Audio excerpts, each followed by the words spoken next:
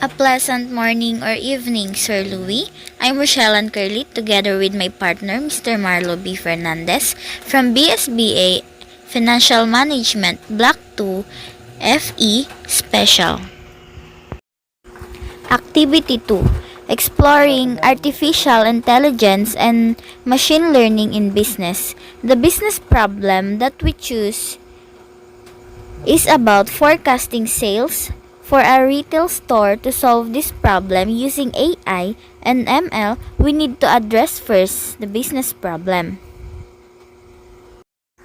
Retail stores face the challenge of predicting future sales with accuracy to ensure they stock the right amount of inventory, avoid stockouts, and optimize operational decisions like stocking and logistics. Accurate sales forecasting allows stores to align their inventory and marketing strategies to customer demand, reducing waste and increasing profits. The key issues are: first, overstocking can lead to waste resources and increased holding costs. Second, understocking can cause lost sales and dissatisfied customers. Last is erratic demand due to factors such as promotion, seasonality, or external conditions like weather makes manual forecasting unreliable. The goal here is use AI and machine learning to forecast sales more accurately, help optimize inventory, marketing efforts, and staffing by predicting future sales volumes. Dataset use. Number 1. Historical sales data. These include daily or weekly sales data for each product at each store. Number 2. Promotion data. Information on which promotional event were held, the level of discount, and the marketing channels used. Number 3. Weather data. External data on local weather conditions that might influence customer shopping patterns. Number 4. Holiday data. Dates of public holiday and local event that impact shopping behavior. Number 5. Customer traffic data. The number of visitors to the store, if available, provides an additional input for demand forecasting. Okay, features identified. Number 1. Product information, SKU or the stock keeping unit, product category and price. Number 2. Historical sales patterns. Daily and weekly sales numbers, seasonality, holiday speaks, long-term trends. Number 3.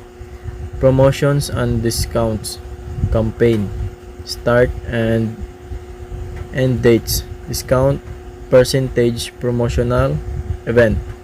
Number 4. Store location. Geographic location of the store.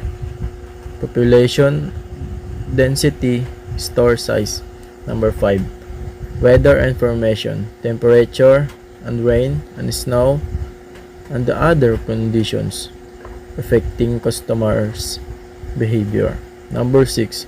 Special event and holidays. Local and national holidays, major event. Model development. To solve the forecasting sales problem, we need to use LSTM. Long short-term memory is a neural network model designed for time series forecasting capable of learning long-term dependencies and patterns from sequential data like sales records. Why LSTM? It's because LSTM perform better due to its ability to capture both long-term trends and short-term seasonality in the data while also being able to learn from complex interactions between external factors like promotions and weather. Results obtained. LSTM model performance. Mean absolute percentage error 8%, indicating high accuracy in sales predictions. R2 score 0.92, suggesting that 92% of the variability in sales was explained by the model. Training set: historical sales data over 2 years. Validation: forecasting for future months validated against the actual sales data. Feature importance: promotions, holidays, and product pricing had the largest impact on sales prediction. Key insights. Number 1. Seasonal demand. Sales follow a predictable seasonal pattern with significant spikes during holidays and promotional periods. These insights allow the retail store to adjust inventory and staffing ahead of time. Number 2. Impact of promotions. Promotional campaigns drive significant increases in sales, but their effectiveness varies by product category. For example, clothing promotions are more effective during colder months, while electronics sell better during major sales events like Black Friday. Number 3. Weather influence. Weather conditions, particularly rain and snow, affect customer behavior and store traffic, influencing sales for specific categories like outdoor gear and clothing. Number 4. Inventory optimization. Forecasting allows stores to order the right amount of stock, reducing both overstocking and understocking issues. This helps prevent losses due to the unsold goods or missed opportunities from stockouts. Number 5. Workforce and logistics planning. Store can align workforce schedules and distribution logistic expected sales volume, optimizing store operation and reducing labor costs. Business implications. Number 1.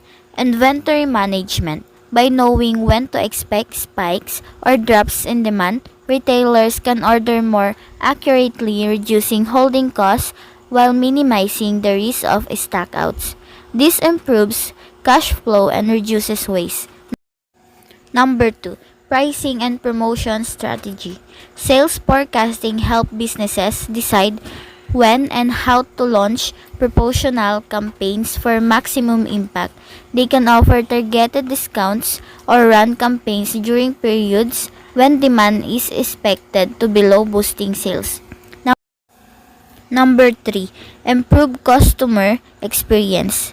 A well-stocked store during peak demand periods ensures customer satisfaction, leading to higher retention and customer loyalty. Number 4. Optimize staffing. Sales forecasts can help retailers schedule staff according to expected store traffic, ensuring the right level of customer service while minimizing excess labor costs. Number 5. Long-term planning. Accurate sales forecasts enable better long-term business planning, from deciding on expansion to optimizing supplier relationship and refining product offerings based on demand trends. Conclusion. Using artificial intelligence and machine learning, retail stores can accurately forecast sales, enabling better decision making in terms of inventory, promotions, staffing, and marketing. By leveraging data-driven insights, retailers can not only meet customer demand efficiently but also significantly improve profitability and operational efficiency. That's all. Thank you.